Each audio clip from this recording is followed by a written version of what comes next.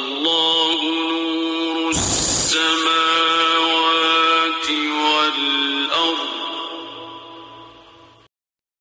د سورې بقره د 11 12 او 14 آیتونو ژباړه او تفسیر.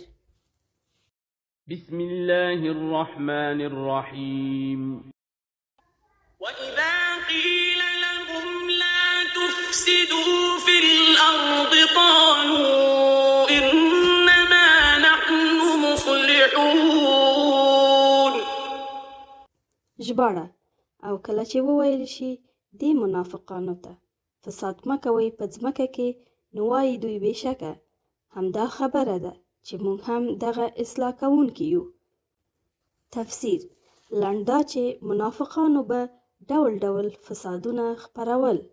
لومړی په نفساني خواهشاتو کې غرق او د شرعي احکامو له منلو څخه نفرت کوونکي او سستی کوونکي وو.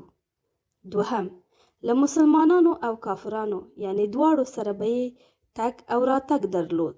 د خپل قدر او منزلت د لوړتیا لپاره به یې د مسلمانانو خبرې کافرانو او د کافرانو به یې مسلمانانو ته رسولې او یو بل ته به یې چغلي او شیطانی کوله.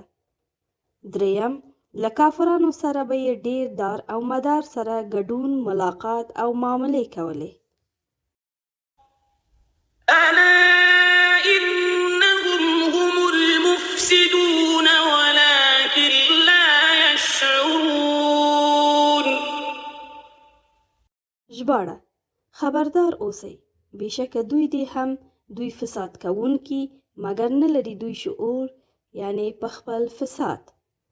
تفسیر: هغه چارې چې منافقانو یې د مصلحت او صلح په بهانه او پلمې سره کوي، هغه ټولې په حقیقت کې فساد او نفاق دی، مګر دوی نه پرې پوهیږي او شعور نه لري. وإذا قيل لهم آمنوا كما آمن الناس قالوا أنؤمن كما آمن السفهاء ألا إنهم هم السفهاء ولكن لا يعلمون. ژباړه: او کله چې وویل شي دوی ته چې ایمان راوړئ لکه چې ایمان راوړی دی نورو خلکو، نو وایي دوی آیا ایمان راوړو موږ لکه چې ایمان راوړی دی ناپوهانو؟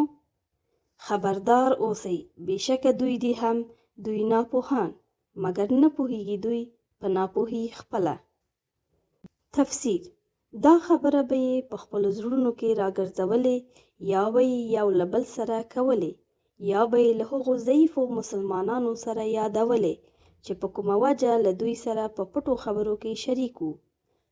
دا کسان چې د منافقانو په نظر صفاء ورځي، په حقیقت کې داسې رښتینی مسلمانان دي چې د الله تعالی په احکامو باندې خپل ځانونه جاروي او د خلکو له مخالفت څخه هیڅ اندېښنې او پروا نه کوي. د دوی برعکس منافقانو به له مسلمانانو او کافرانو دواړو سره د دینوي ګټو په خاطر ظاهرداري کوله او د آخرت فکر ورسره نه وو، نو ځکه یې اسلامي شریعت ته غاړه ایښودل ناپوهي ګڼله.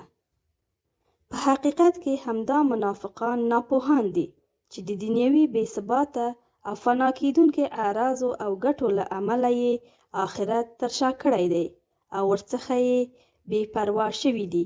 د فنا شي غوره کول او د باقي شي پرېښودل څومره حماقت دی، خو منافقان تر دې درجې پورې ناپوهان دي چې په دې ښکاره حقیقت هم نه پوهیږي.